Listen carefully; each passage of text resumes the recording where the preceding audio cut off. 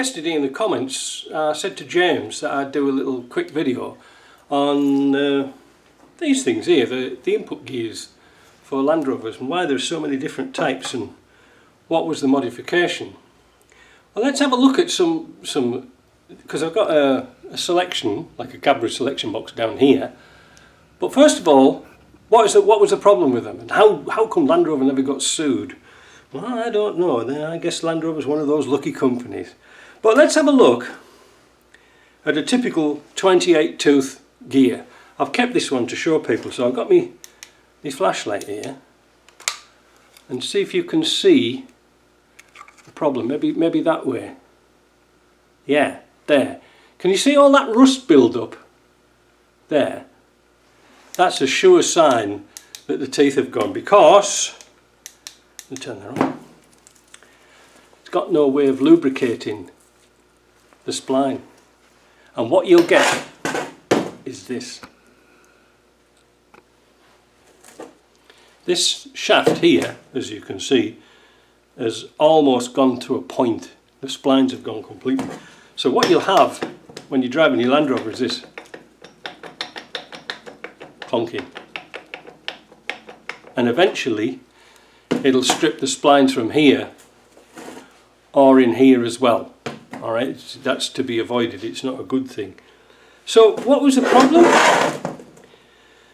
You would have thought, being in a gearbox with quite a bit of oil capacity inside it, that oil would be able to get down past the bearings, which is, I'll use this one again.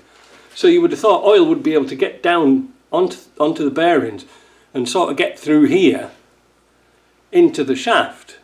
Well, it didn't, and the shaft's got dry, and that's why this one here, you'll see a build-up of rust. So if you take the end cover off, the PTO cover, and you see rust, wow, that's your spline gone. And of course this is where it gets expensive, because it's not just a case of replacing the spline.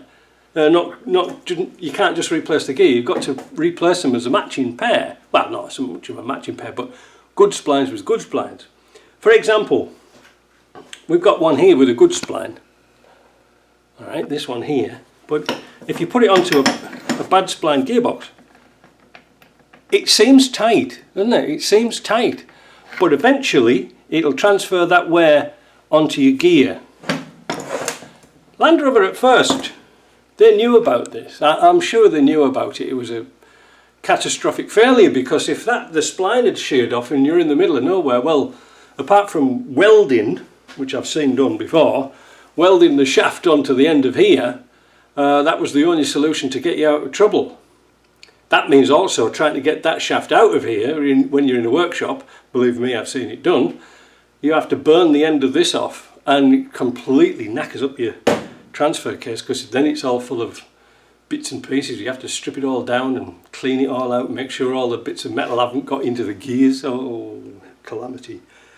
So there was a solution from Land Rover, and I'll put a picture of it here, and it's a plate. I'll show you actually where it goes. So this is the cover that holds the bearing in, that goes onto the back of the LT230. So on that picture, I'll put it up again, you'll see there's a notch in the top, and then there's a hole going through the inside. And if you look at the boss in the middle, there's a thread, it's like a screw thread, but it's left hand. So as this is going right hand, it's throwing oil back in, and this is where it fits in here. And there's two dowels on the drawing, they're sitting there, and that's where the oil collects. The oil will collect it here, because this is the highest point. It'll collect in here and run down through the back and through the middle. Well, that worked, but really all you had to do was drill some holes in it, like that. That cured it completely. You didn't have to put anything else. It took them years and years and years. I think all 300 TDIs were the same. So ever since the very first Defender, or the 110 or the 90, they all had that problem with no hole in. See, there's the difference. In the old days we used to drill our own.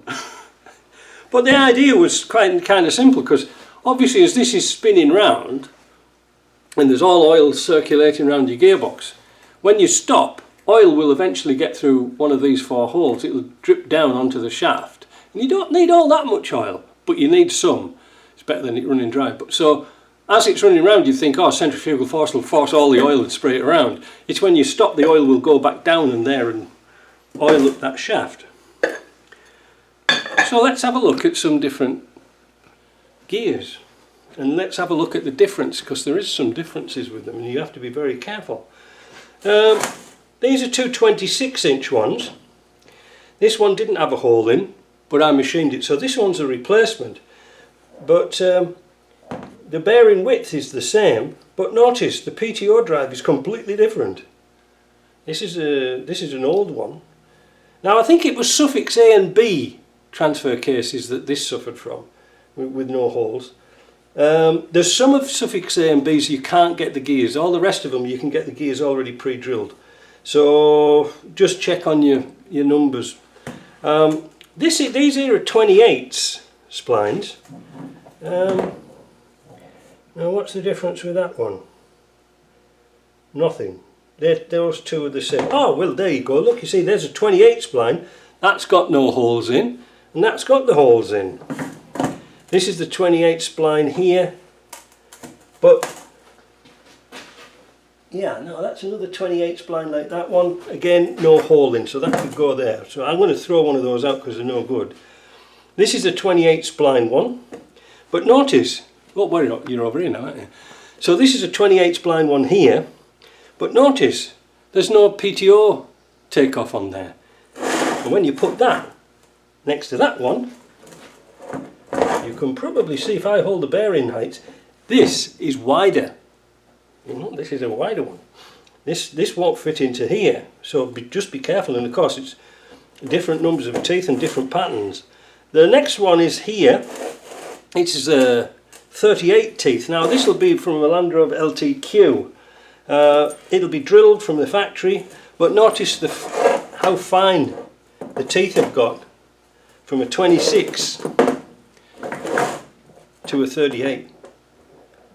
You can't just put one in, they won't mesh together, if you see what I mean, they won't go together. But again, PTO's missing, so this must have come out of a V8, because by the time I got to V8s, nobody was putting PTOs in them. In fact, I've only ever seen one, and that was on a hydraulic pump. Yeah, so that's it for James. I think that might just cover that. A couple of these things here I'm going to give it Slingsby, because I don't think anybody wants these now with these teeth in. They can go in the scrap. It's a shame I keep stuff for years and years thinking, oh, that's going to be handy, and then they're so cheap to buy anyway, they're not worth it. But just check if you've got clonking in the back. All you have to do, again, take this cover off, look inside, you'll see that sort of like that. This is exaggerated, and if you see it's rusty inside there, it's finished. But like I say, Land Rover must have known about this. They must have known about it for years and years and years, because I think it only started to manifest itself once they got out of warranty. And once they were out of warranty, it's customers' responsibility for a gearbox. And I bet Land Rover had a book of excuses. Oh, you were driving it too hard, oh, you didn't put any oil in it, blah, blah, blah, blah, blah. But you imagine you had to supply a new gear and another gearbox, because just to change this shaft, Land Rover wouldn't change this in their workshop. They'd send it out or get a reconditioned, factory reconditioned, or want to sell you a brand new one. So bear that in mind. But that's why we have companies like Ashcroft's and I think it's Winchester Gears and things like that who rebuild LT230s, R380s, LT77s, all because, not because the lady loves milk tray, 4 little holes. I hope that was helpful, and we'll catch you in the next video.